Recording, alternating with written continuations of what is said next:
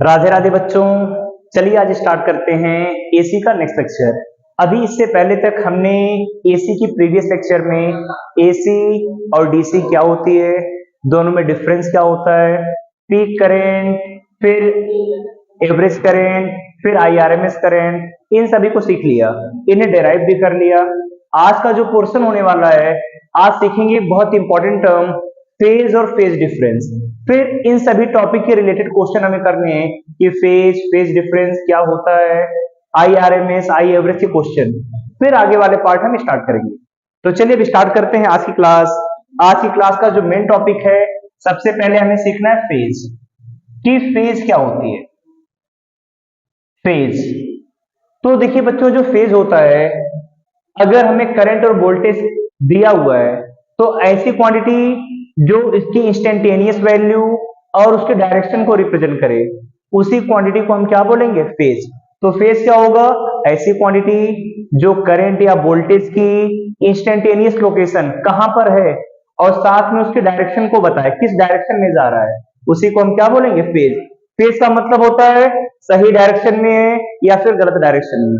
जैसे कोई कहे आपसे कि आपकी फेज सही नहीं है, मतलब इस समय आपकी संगत सही नहीं चल रही है, जिनके साथ में आप जा रहे हैं उनके साथ में आपका बॉन्डिंग सही नहीं है, कि गलत रास्ते पे जा रहे हैं। सेम उसी तरीके से फेज है, फेज हमें बताएगा हम किस तरफ जा रहे हैं। तो चलिए नोट करते हैं, फेज का मतलब the quantity which express which represent the instantaneous value and direction of AC current or voltage known as phase, उसी को हम क्या बोलेंगे, फेज। तो दो चीजें हैं, जो क्वांटिटी इंस्टेंटेनियस वैल्यू और साथ में डायरेक्शन को बताए, उसी को हम बोलेंगे फेज। जैसे लिखा हमने करंट को I equal to I naught sine omega T plus five, एक कोई एक्सप्रेशन हमने लिखा। अब यहां पर ये जो साइन के साथ में एंगल वाला टर्म है, इसी पूरे एंगल वाले टर्म को हम बोलेंगे फेज। तो फेज यहां पर कितना है, ओमेगा टी प्लस फाइव। तो किसी भी टाइम पर करंट की लोकेशन मतलब वैल्यू क्या है, क्योंकि साइन ओमेगा करंट डिपेंड किस पर करेगा, साइन पर, और ये जो फंक्शन है इसी से तो साइन डिसाइड होगा, तो इससे पता चलेगा साइन के बारे में। और जब साइन की वैल्यू आएगी तो पता चलेगा करंट, कि किस टाइम पे करंट कहां पर है, उसी का मतलब इंस्टेंटेनियस वैल्यू। डायरेक्शन का मतलब करंट पॉजिटिव साइकिल में है या फिर नेगेटिव साइकिल में, इसके बारे में भी पता चलेगा फेज से। तो I equal to I naught sine omega T plus five, और ये जो एंगल वाला टर्म है इसी को हम बोलेंगे phase.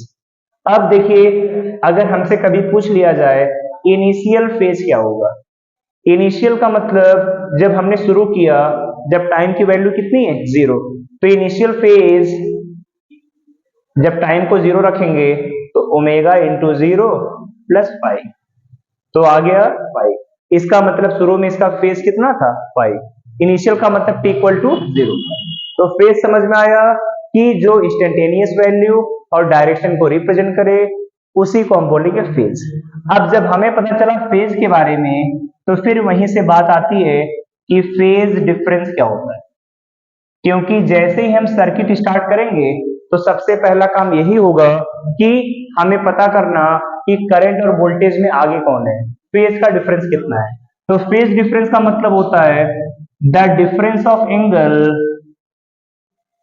The difference of angle between voltage and current known as phase difference, उसी को हम क्या बोलेंगे, फेज डिफरेंस। और रिप्रेजेंट करेंगे डेल्टा फाइव। डेल्टा फाइव मतलब फेज का डिफरेंस, किसका, वोल्टेज का या करंट का। अब जो वोल्टेज और करंट में जो आगे होगा उसे बोलेंगे लीड कर रहा है, जो पीछे होगा वो लैग कर रहा है। लैग का मतलब पीछे, लीड का मतलब आगे। जैसे देखिए, हमने लिखा voltage V equal to V naught sine omega T, current को लिखा I naught sine omega T plus pi by 2।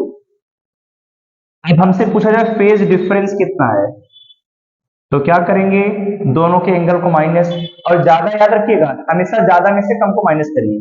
तो ज्यादा एंगल है omega T plus pi by 2 और दूसरे का एंगल है ओमेगा टी, तो माइनस करने पर कितना आया, पाई बाई 2। तो फेज का डिफरेंस हमारे पास कितना है, पाई बाई 2। अब बताइए दोनों में आगे कौन है, आगे और पीछे पता करने के लिए यहाँ एंगल में ओमेगा टी, यहाँ ओमेगा टी में प्लस पाई बाई 2, मतलब यहाँ पर करंट आगे है कितने से, पाई बाई 2, जो फेज का डिफरेंस है। तो यहाँ पर हम बोलेंगे I leads to voltage by pi by 2 और 90 डिग्री, कि जो हमारी करंट है वोल्टेज से 90 डिग्री आगे है, क्या कर रही है, लीड कर रही है। जैसे और एक एग्जांपल लेते हैं,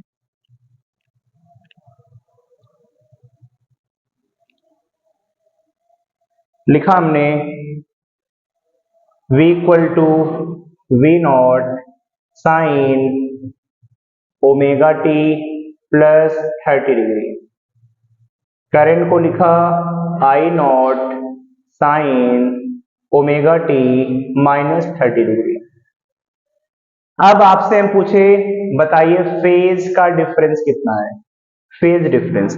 तो फेज डिफरेंस का तरीका क्या है, एंगल को माइनस करना है और हमेशा प्रेफरेंस रखिए ज्यादा में से कम को माइनस करिए। तो ज्यादा एंगल कितना है यहाँ पर, ओमेगा टी प्लस 30, कम एंगल कितना है, ओमेगा टी माइनस 30।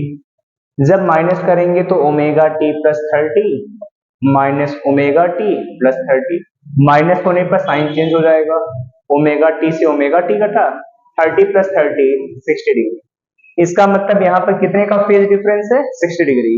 अब बताइए आगे कौन है, वोल्टेज में प्लस है करंट में माइनस, तो क्या बोलेंगे, वोल्टेज इस बार आगे दिख रहा है, तो voltage leads to current by 60 degree, जो आगे हो लीड करेगा, जो पीछे है लैग। इसी को लिखने का दूसरा तरीका कि ऐसा भी तो बोल सकते हैं कि जो करंट है 60 डिग्री पीछे है, करंट लैग्स, लैग्स का मतलब पीछे है, किससे, वोल्टेज से, कितना पीछे है, by 60 degree, current lags to voltage by 60 degree, और यहां पर voltage leads to current by 60 degree, मतलब दोनों का सेम है।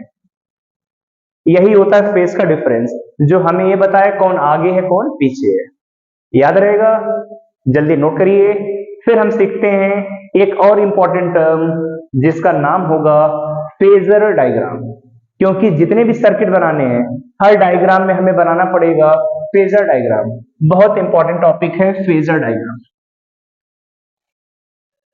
तो जो टॉपिक है फेजर डायग्राम, कि फेजर डायग्राम क्या होगा इसके बारे में समझना। बहुत बच्चे कंफ्यूज रहते हैं कि फेजर डायग्राम में समझ नहीं आता कि इसे डिफाइन कैसे करें। तो पहले इसे डिफाइन करना सीखते हैं कि डिफाइन कैसे है, फिर आगे देखते हैं। तो देखिए फेजर डायग्राम का मतलब क्या है, सबसे पहले इसके मतलब को समझते हैं। तो फेजर डायग्राम बनाने के लिए हमें सबसे पहले इसके मतलब को समझना है। तो देखिए फेजर डायग्राम क्या होता है, ए diagram which represent voltage and current, और दोनों की फ्रीक्वेंसी क्या हो, सेम हो, of same frequency in vector form, in vector. तो ये diagram which represent voltage and current in vector form with phase angle, with phase angle known as phasor diagram। तो एक ऐसा डायग्राम जो वोल्टेज और करंट को किस फॉर्म में लिखे, याद रखिएगा वेक्टर फॉर्म में। किसके साथ में, एंगल के साथ में, कि वोल्टेज और करंट सेम एंगल पर हैं, 90 आगे है 90 पीछे है, या कोई भी फेज डिफरेंस है, दोनों को वेक्टर फॉर्म में एंगल के साथ में जो बनाने वाला डायग्राम है उसी का नाम क्या है, फेजर डायग्राम। तो फेजर डायग्राम याद रखना है। अब इसी को समझते हैं कि कैसे बनेगा। जैसे देखिए V equal to V naught sine omega T, current I naught sine omega T. अब यहां पे हम देखिए फेज का डिफरेंस तो दिख रहा है ओमेगा टी, तो फेज का डिफरेंस 0, मतलब दोनों के दोनों सेम डायरेक्शन में जा रहे होंगे। तो एक डायग्राम बनाया, ए यहीं से एंगल का मेजरमेंट होगा, ये जो पॉजिटिव एक्स एक्सिस। अब बताइए जो वोल्टेज है V equal to V naught, ये तो पीक वैल्यू आ गई, इधर ओमेगा टी यही एंगल है, तो जो वोल्टेज हम बनाएंगे तो वोल्टेज कितने एंगल पर, ओमेगा टी। ए वोल्टेज है, ए इसकी पीक वैल्यू, ए हमारा voltage, V equal V naught sine omega. अब देखिए करंट भी सेम है, I naught sine omega T, तो इसी के ऊपर करंट भी हम बना देंगे। करंट की पीक वैल्यू कम आएगी हमेशा, तो I equal to I naught sine omega. ये बन गया इसका फेजर डायग्राम, एक वोल्टेज का और दूसरा करंट का। एक डायग्राम से और समझाते हैं फेजर डायग्राम को। जैसे लिखा हमने V equal to V naught sine omega T, और इस बार करंट को लिखा I naught sine omega T plus pi by 2। आप बनाइए एक बार वीडियो को पॉज करके फेजर डायग्राम, कैसे बनेगा इसका देखते हैं। अब हमारा जो रेफरेंस पॉइंट है पॉजिटिव एक्स एक्सिस, यहीं से बनाना है आपको। अब पहले voltage V naught sine omega T, voltage का एंगल दिख रहा है ओमेगा टी, तो वोल्टेज हमने बना लिया कितने एंगल पे, omega T. V equal V naught sine omega T. फिर करंट है ओमेगा टी से पाई बाई 2 आगे प्लस पाई बाई 2, मतलब वोल्टेज से 90 डिग्री आगे, और जब आगे जाएंगे तो वैल्यू ही मिलेगी। यहां से कितने एंगल पे, 90 डिग्री पर। Current I equal to I naught sine omega T plus pi by 2। यही जो डायग्राम बना है इसी डायग्राम को बोलते हैं फेजर डायग्राम। समझ में आया कैसे बनेगा फेजर डायग्राम। पहले वोल्टेज वो किस फॉर्म में, वेक्टर, करंट को वेक्टर, और साथ में उनके बीच का जो एंगल हो फेज एंगल के साथ में बनेगा, वही होगा फेजर डायग्राम। तो नोट करिए पहले इतना, फिर इनसे रिलेटेड क्वेश्चन करना स्टार्ट करते हैं। तो नोट कर लिया होगा सभी ने। अब चलिए स्टार्ट करते हैं इनके क्वेश्चन जो अभी तक पिछली क्लासेस में आपने पूरा पढ़ा हुआ है, इन सभी से रिलेटेड क्वेश्चन।